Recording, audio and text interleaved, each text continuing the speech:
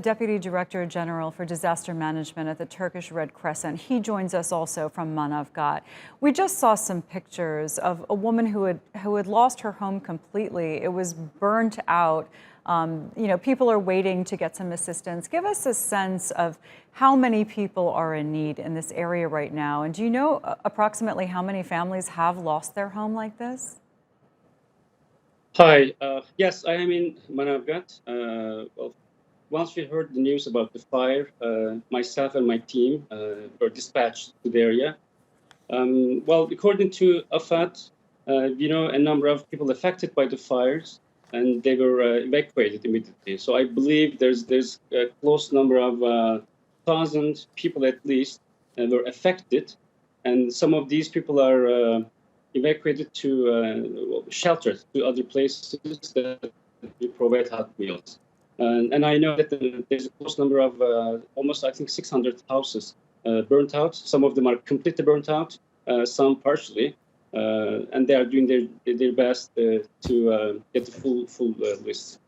What are the biggest difficulties that you and your team are facing there?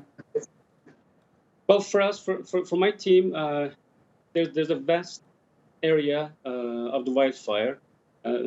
But compared to other disasters, usually it happens at the core center. And we basically get our teams to locate at the best place, and then we provide hot meals and other stuff that they need. But right now, because of the fire, it's like a moving DNA. It doesn't stop. It keeps moving. One day we get one village completely put out the fire, and there's no problem at all. But the next day, because of the wind, the fire comes back, and then it starts affecting.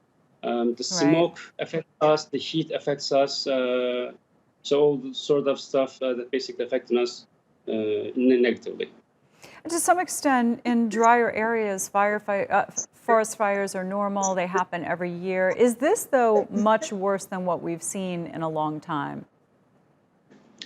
I think this is the worst one, at least to my experience, because it's almost 100 places that started the fire, and for us as Turkish Red Crescent, I would say this is one of the few experiences that we had the flood and we had the fire at the same time. A number of earthquakes also happening, but at least they're not major. But this is one of the biggest ones, at least I experienced. Is the area, I know that it's an area where there are tourist operations on the coast, there are lots of hotels in some of these areas, and then there are smaller villages. But all in all, in the area where the fires are happening, are there a lot of people living there, or would you say that it's rural or sparsely populated?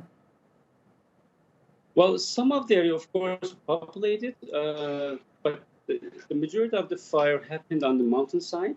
So the people are at the villages, they live there.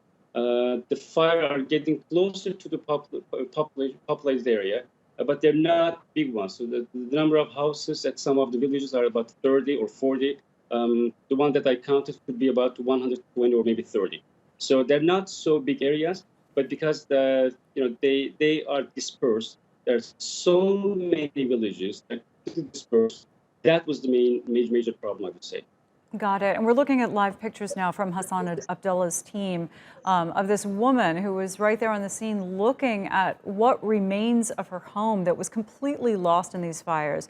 Ibrahim, for someone like her, what is her future looking like? Will she be able to get assistance rather soon? And what are people doing? Are many of them staying in shelters, or are they doing the best they can, trying to stay with friends and family? Well, there is a number of options available here. Basically, government opens all the doors.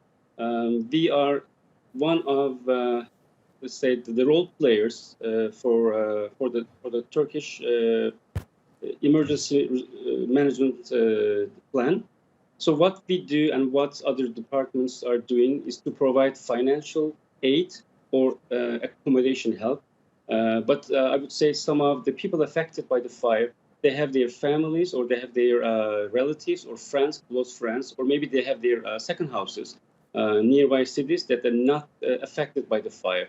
And they can basically go back and stay there. but there's a number of shelters available already. That's good. And what we do is to make sure that they get hot meals wherever they are. And also in terms of the financials, governments are working hard on this one to help those people as soon as possible. And I think that's going to happen today or tomorrow, very, very soon. All right, Ibrahim, we'll stay in touch with us. If your organization needs help or if you think there's information that needs to get out, please keep us informed and we will get that news to people who need to know it. Thanks so much.